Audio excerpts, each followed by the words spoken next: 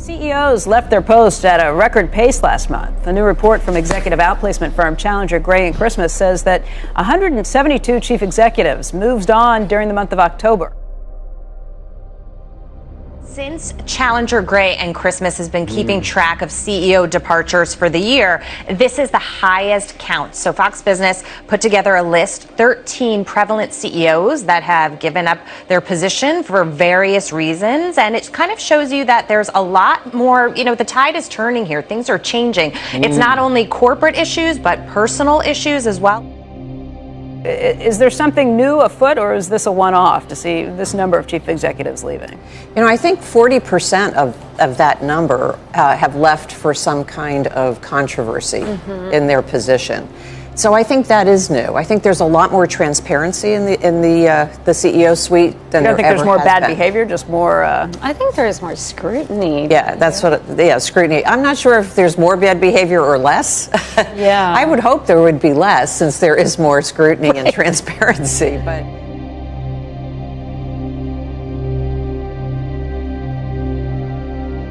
For that one, it'll be interesting to see if this is part of the plan in terms of next year and how much regulation and problems these companies are going to be facing. Yep, a lot of departures and all for various reasons, as you pointed out. Interesting stuff. Jackie, thank you so much.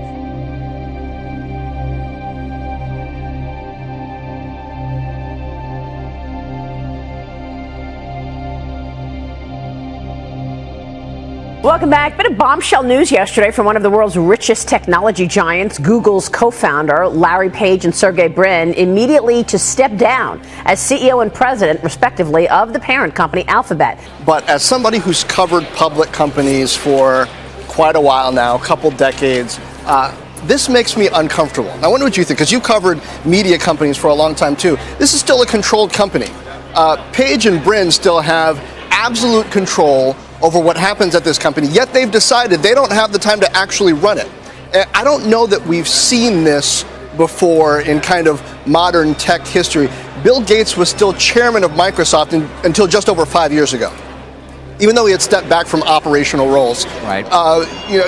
If you look at Oracle, Larry Ellison doesn't have that kind of control. He's got a big share in the company. Jeff Bezos, I think, also doesn't have kind of control. Right, he has negative control to a certain extent, although not even anymore with the divorce settlement too. Right. Yeah. So these founder CEOs, these titans that we thought of, Steve Jobs, similar. He sold out a lot of his initial Apple stake when he left the company in the 80s, bought Pixar, did all that. So he had a lot of influence, but he didn't have this kind of absolute control. We got these two guys with absolute control, but no direct accountability. They put Sundar Pichai up there now. He's been in charge of Google. Now he's in charge of Alphabet too, which I'm not sure gives him that much. I mean, these are like money-losing moonshot bets that he now has to manage as well.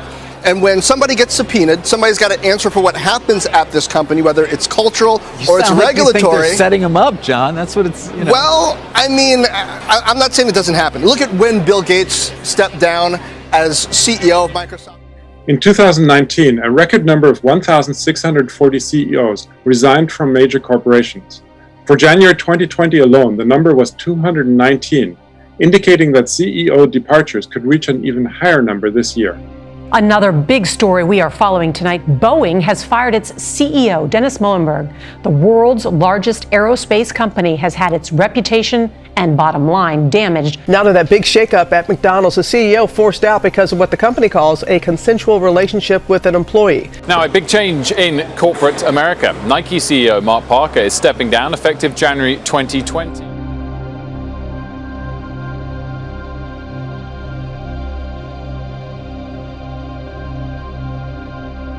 It's the end of an era. What an era it has been. Bob Iger is one of the most powerful people in entertainment. He's led Disney to unprecedented success, leading major acquisitions like Pixar and Marvel, launching Disney Plus, and expanding the company's theme park. An historic day for the Walt Disney Company. Bob Iger, just last year named Time's Business Person of the Year, stepping down as CEO. The company's in great shape. And that's a great time to turn the reins over. What's your take on this move? It came out of nowhere. I think it came out of nowhere, and I think a lot of people obviously.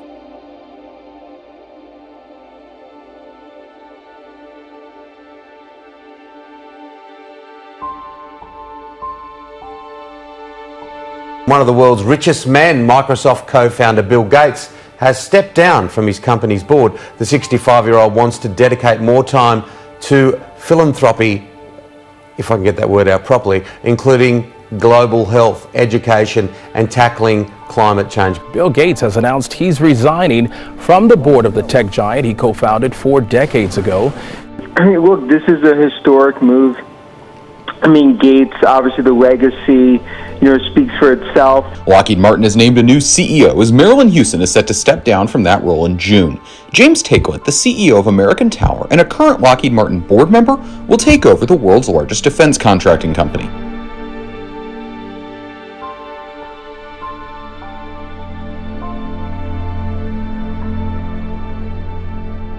Wells Fargo's board of directors resigned suddenly yesterday, just days after Congresswoman Maxine Waters called for her to resign. Betsy Duke has been chair of Wells Fargo's board since January of 2018. Congresswoman Waters leads the House Financial Services Committee, and that committee released a scathing report on Wells Fargo executives last week. It's probably not the way Les Wexner pictured it, the breakup of what's left of the retail empire he started more than 50 years ago. The company says Wexner will step down as CEO and chairman of the board at L Brands. Welcome back. We've got some breaking news on IBM, and that news is that in April, Chairman and CEO Ginny Rometty will step down as the CEO role, at least, and remain chairman temporarily. Of course, been CEO since 2012. Prominent CEOs to leave or announce their departures in 2020 include the CEOs of Match Group, Credit Suisse, L Brands, Outdoor Voices, MasterCard, Fastly, Harley-Davidson, IBM, T-Mobile, LinkedIn, and Disney, among many others. Why are so many CEOs resigning, and why has their number been increasing recently? The reasons seem to vary. Some analysts talk about a management restructuring, some say it's because of a failure to meet the company's goals, others definitely have stepped down because of sexual harassment scandals or because of a failure to address sexual misconduct within their companies. But it cannot be necessarily a coincidence that CEOs are departing at an increasing rate. I would like to say, that CEOs are resigning because they don't want to do that. I frankly don't think many CEOs resign because they're unwilling to do this. I'm going to describe documents which you can get online. These are the plutonomy memos by Citi to their wealthiest clients. And they call this a managerial aristocracy. That's their phrase. They say it creates a plutonomy, in other words, an economy in which virtually all the wealth is held by a tiny group of folks and where the workers get a smaller and smaller pie. And so when you give enormous trillion-dollar cuts in taxes of the wealthy people, what are they going to do with all that additional income? Well, after-tax income. They're going to buy more stock. And you're going to get this huge run-up in stocks. That can only work for so long. And we're overdue for recessions. And we don't know exactly what's going to cause it. But, most people think recessions are coming relatively soon. Obviously, the coronavirus is pushing a number of countries over that margin into near-term recessions. So I think that first, all these people got incredibly filthy rich. They don't need money, right? And they certainly don't need their current job. That's an interesting point.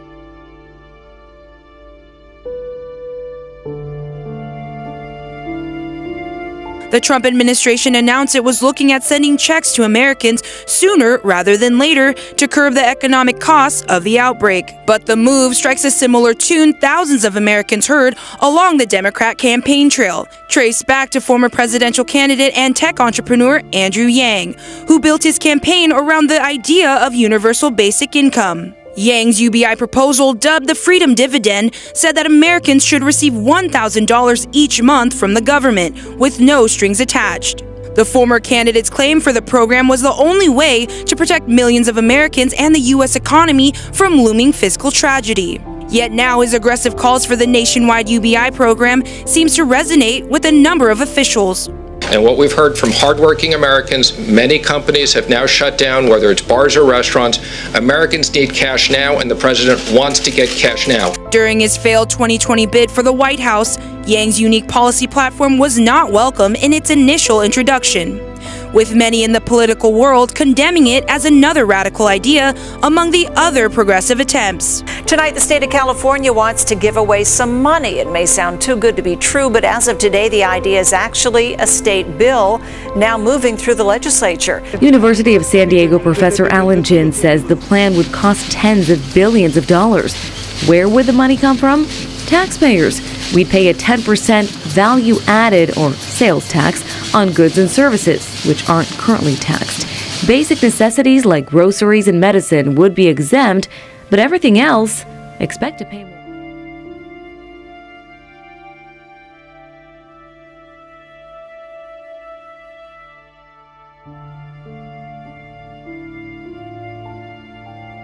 It's something that's applicable to every branch and every segment of the human society. But in short, what he's telling us to do, if we put it in today's understanding, he's talking about taking over the entire monetary system of the entire planet, a global economic system. So in a sense, we would say that wouldn't it be wonderful if the dollar was the currency that was used around the world, so that when I travel the world, I wouldn't have to get currency exchanges, which actually I rarely do anymore. But the thing is, we might ask, why is it that he would focus on the monetary system? And I think the rapper R. Kelly put it well: money makes the world go round. In fact, a Forbes article made this comment about money. It says, there's no single other material object that controls human behavior more than money, more than love, kindness, friendship, or family. You see, money is whatever you want it to be. I mean, if you look at the history of money, you find that the vehicle that's called money changes a great deal through human history, from basically certain beads or shells on the beach that people found to various forms of paper currency. We give a value to certain metals, and that value fluctuates, but essentially it always becomes down to the idea that there is this medium of exchange that enables us to engage in trade and commerce with other people. And this is why whoever has the control of that money has power. He has the power by which he can manipulate and he can control everyone. To control the flow and supply of money, regardless of what kind of form it comes in. It may come in the form of paper or metal, or it can come in the form, increasingly, of digits. As Baron Rothschild supposedly once said, let us control the money of a country, and we care not who makes the laws. It's a sad truth, but we know that money does buy power and influence. Not that we see that in our system.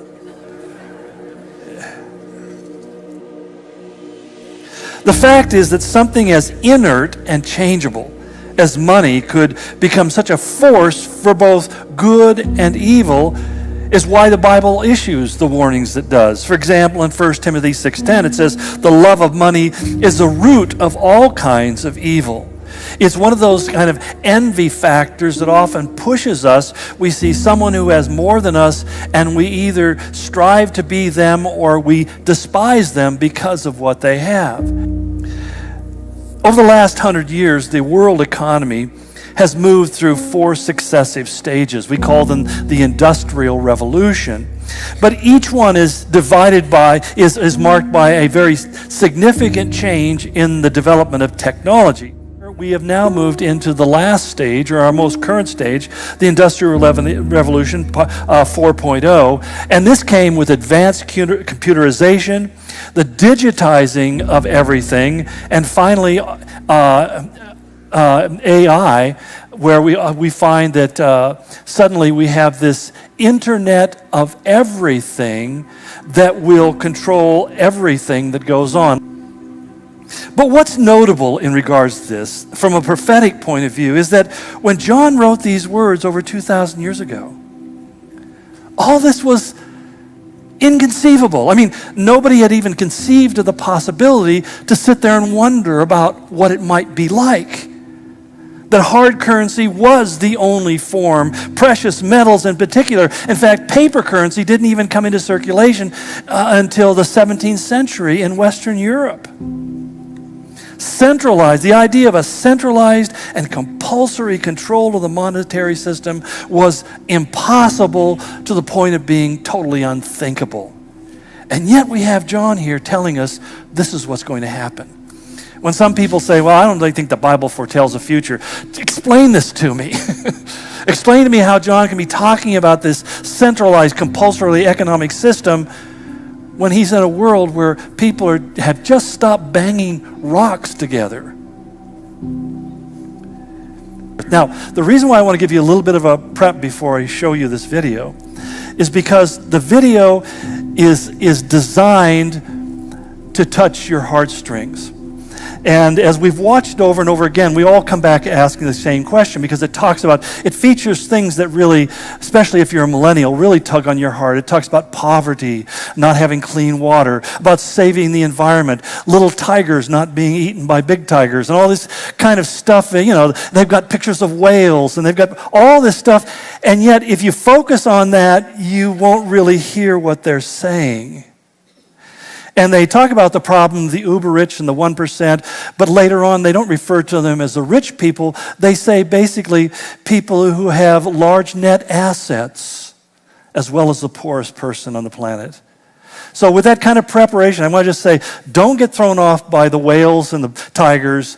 Listen to what they're saying because in reality,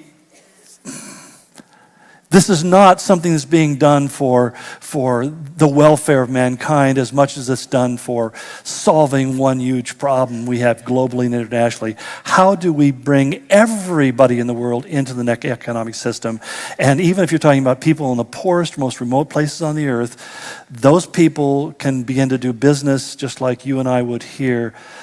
But the people on the top of the chain are the ones who are actually making the big bucks. Ultimately, they're driven by a profit motive.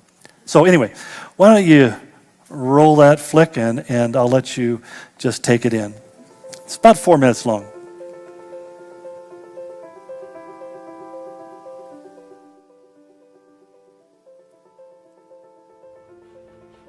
The world owns over $275 trillion in assets. 1% of the world's richest own 50% of the world's wealth. Every year, $155 trillion is spent in the developed world, whilst 1.3 billion people live in extreme poverty, starving on less than $1.25 a day. 10% of the world's population relies on untreated surface water. 2.3 billion people still do not have basic sanitation facilities. Globally, 1 billion children experience some type of abuse each year. Endangered whales, tigers, elephants, rhinos and wildlife are poached on a daily basis. The number of critically endangered species has risen to 20 today. More than 29 million people are living in slavery, the greatest number in history. Introducing Sovereign Sky, the planet's first space-based blockchain, powering a new free world currency which will provide and protect our children, save and preserve our wildlife, and aim to eradicate global poverty by 2032. In November 2018, Sovereign Sky will start the launch and deployment of 8 satellites into orbit, covering all of Africa, India, and all countries at the equator, to help its mission to eradicate extreme global poverty. Sovereign Sky will consist of a network of 48 Wi-Fi-enabled satellites, which will cover the entire planet with a private, globally encrypted Wi-Fi network. A global new digital currency built and deployed upon the Sovereign Sky satellite constellation in the jurisdically free arena of space. On the ground, Sovereign Sky will distribute portable modem antennas packaged with blockchain phones, using its own Sovereign Sky and StealthGrid mesh networking operating system, pre-installed with the Ruon mobile application. Each blockchain phone comes with its own integrated cryptocurrency smart card connected to the phone's digital wallet. Global charities, ultra-high net worth individuals, members of the public, Fortune 500 companies, governments and corporations can bulk buy Sovereign Sky box sets and help distribute them to people in need in the world's poorest and remotest parts. The Sovereign Sky satellite signals are picked up by the modems distributed throughout the world. The modems talk to the phones through their custom-built operating system, and the phone's Instagram-style app and digital wallet connects to each device's cryptocurrency smart card.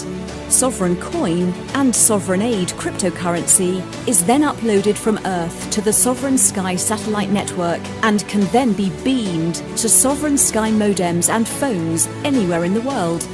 Once the cryptocurrency collects in the phone's digital wallet, the person in need, hospital or village can then buy medicine, clothes, food or water using their smart card, or send the digital money to anyone who has the Ruon app installed in areas. Each phone will be able to feed an entire village for years on end. Each year, $800 billion is donated to charitable organizations with little effect on extreme global poverty. Up to 97% of sovereign aid donations will go straight to the person in need and will be one of the most efficient donation processes to date. For the first time, donors will know exactly who they are donating to. Large corporations and individuals will use Ruon's Instagram-style profile pages to search for villages, hospitals, charities, and where and who they want to donate money to. Donors can now track how their donations are spent through the Ruon blockchain smart card accounting technology. Donors can see the positive impact their donations have made with photos and thank you videos made by the donor recipients. Conservationists and people in need can speak directly to their donors.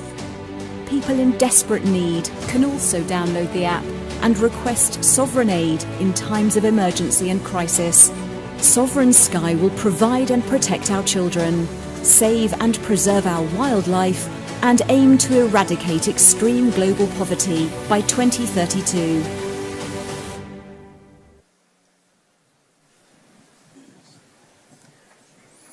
Sign me up. What's brilliant about Sovereign Sky is that it isn't competing by being a competitive blockchain or a different kind of cryptocurrency. Rather, it's just simply a platform in which all blockchains and all cryptocurrencies can interact with one another globally. But the idea that you can track where your monies go and what they're being used for and direct them where you want. Their mission, as I said, was to create what they called an intra-jurisdictional blockchain that operates outside the jurisdiction of nations and governments through multiple microsatellites. You just realize the amount of investment has been made into this. They have 48 satellites circling the Earth even as we speak. So this is not some pie in the sky. They are actually have huge investments into distributing this worldwide. And it has great attraction to third world countries.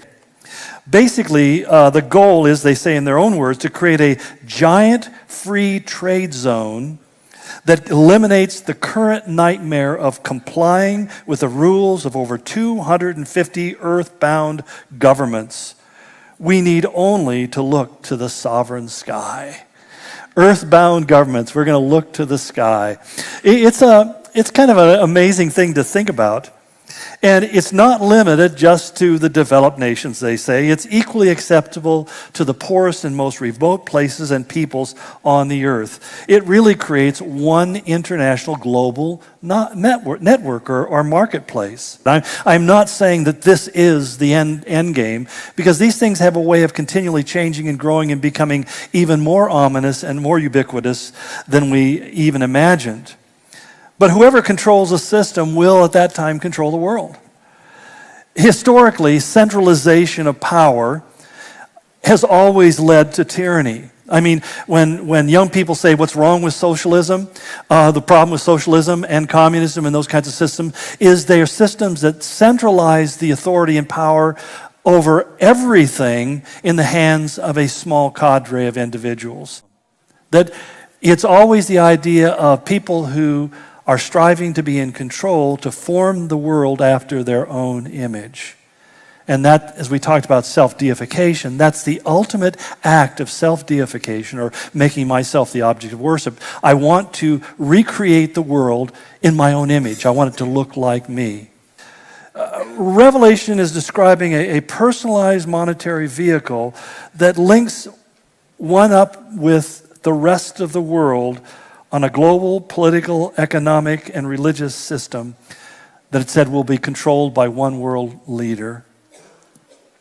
What we don't know is what form it will ultimately take, and we're constantly guessing. You know, it's the word that's used here in the Greek for mark literally means a meaningful mark.